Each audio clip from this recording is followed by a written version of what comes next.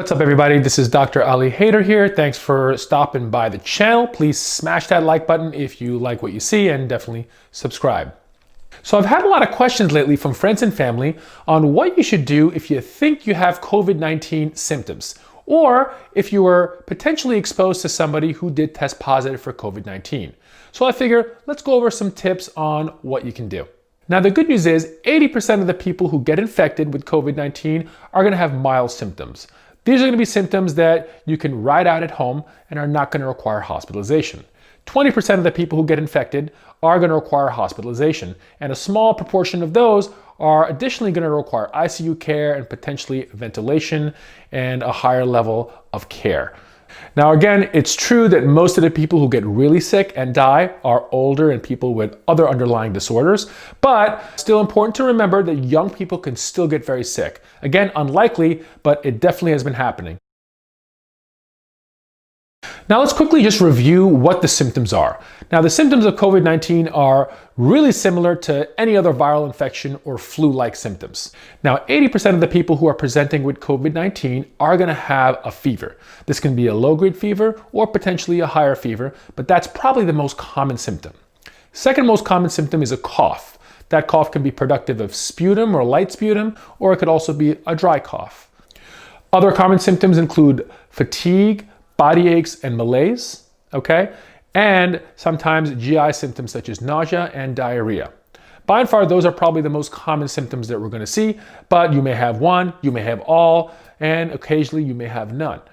One interesting symptom that people have described is a loss of taste or a loss of sense of smell, okay? You can see this in other viral infections and sometimes sinusitis-like infections.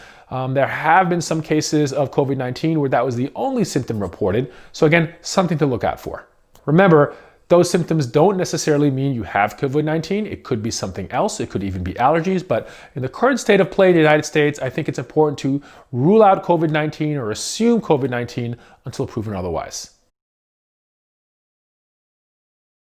So what do you do if you have symptoms? Well, let's kind of break it down into categories. Now, if you have really mild symptoms, mild meaning you have perhaps a low-grade fever and you have a little bit of a cough and some body aches and sort of you feel like you may have the flu, what you want to do is stay at home. The best thing to do is stay at home, take some Tylenol, take over-the-counter cold medications if appropriate, and try to isolate yourselves from your family. If you live with other family members, you want to wear a mask at home, wash your hands aggressively, and try to ride it out. You do want to get in touch with your doctor. It's never a bad idea, and depending on your situation, there may be a role for testing, even with mild symptoms, particularly if you're, for example, a healthcare worker. But by and large, mild symptoms, you're going to stay at home and let it ride out. Most of the time, at least in the current status of things in the United States with testing, you're probably not gonna warrant testing if your symptoms are really mild. But assume you have it and treat yourself as such. Now, if you have moderate symptoms, so maybe you have a higher grade fever for several days, your cough is a little bit worse, and maybe even you have a little bit of trouble breathing, definitely in this situation, you want to call your doctor. That may be a situation where you do want to get testing done, again, depending on the situation of your area. What you don't want to do is head straight for the emergency room or head straight for your doctor's office or an urgent care center. The reason is, number one, they're completely overwhelmed and crowded with a lot of COVID-19 positive patients. So if you don't have the infection, you're going to expose yourself potentially to people who do. All right. Not to mention there are going to be really long waits and things are in sort of a disarray here. So do not go anywhere without calling your physician if your symptoms are moderate. Now, if your symptoms are severe, meaning you've developed chest discomfort or shortness of breath and difficulty breathing, particularly if the breathing has gotten worse over a short period of time, such as over the course of 24 hours, that's a situation where you want to call 911 and play it safe. Now, EMS is overwhelmed in a lot of places, particularly in New York City. I think they had 7,000 calls on Thursday alone, which was, I think, a record for them. So EMS is very inefficient right now, so you have to take that in mind. Another reason not to call if you only have mild or moderate symptoms. Let the EMS handle the people who are a lot sicker, okay? So again, if you're not sure and you're not feeling completely crummy, call your doctor and try to get some guidance. Now, if you don't have a doctor, what you can also do is Call your insurance company. There's a lot of teledoc services and telehealth services where you can get a physician on the line or even video chat, and they can help you figure out whether or not you may need to go see a doctor or you may need to get tested. So use those resources. You can also go online from your local town and city and try to find out where there may be availability to speak to a physician on the phone, because these services are popping up to let people stay home but still have access to a physician if they otherwise didn't have one. Now, if it's up to me, we would test everybody. Broad testing, kind of what South Korea did and what Singapore did. They tested people who were symptomatic and asymptomatic. That way they were able to isolate the patients who actually were COVID-19 positive, even the ones who didn't have symptoms. Because remember, there is a large chunk of people who have zero symptoms but could still spread the virus. Now, in the United States right now, we're still not up to par to be able to do that. Testing is still very limited. In certain areas, it's more widely available, okay? So what you want to do is definitely find out what the status of testing is in your town.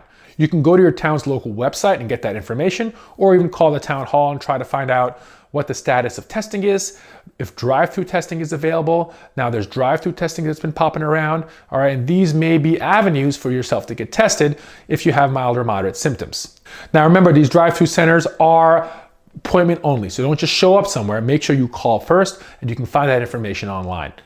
It is important to note that even if you have mild or even moderate symptoms that's not going to require a hospitalization, testing is not necessarily going to change management. We don't have any approved medications for this, so it's just supportive care. The importance of testing is so you can more aggressively isolate yourself and potentially track back all the close encounters you've had to isolate those people. But it's not going to change your management unless you're hospitalized. The most important people to get tested are hospitalized patients and healthcare workers, so we can really pay attention to the sick people and the people who are taking care of these sick people. Now, what if you were exposed to somebody who turns out they were COVID-19 positive? So you're hanging out with some family or friends, which you probably shouldn't be doing anyway right now, but you find out that they tested positive for COVID-19. Now, it's also important to note that transmission is generally with close contact for prolonged periods of times. So if you walk by somebody on the street, chances are you're not going to get this virus. But if you were in the same room with somebody for an hour or two and potentially touched the same surfaces and had some close contact, that may be a situation where your risk is a little bit higher. So if you had close contact with somebody who was COVID-19 positive, what you want to do is firstly quarantine yourself at home, okay? Self-isolate, wear a mask if you're living with other people, and monitor for symptoms, okay? We generally recommend a 14-day quarantine, and that's because of the incubation period of the virus.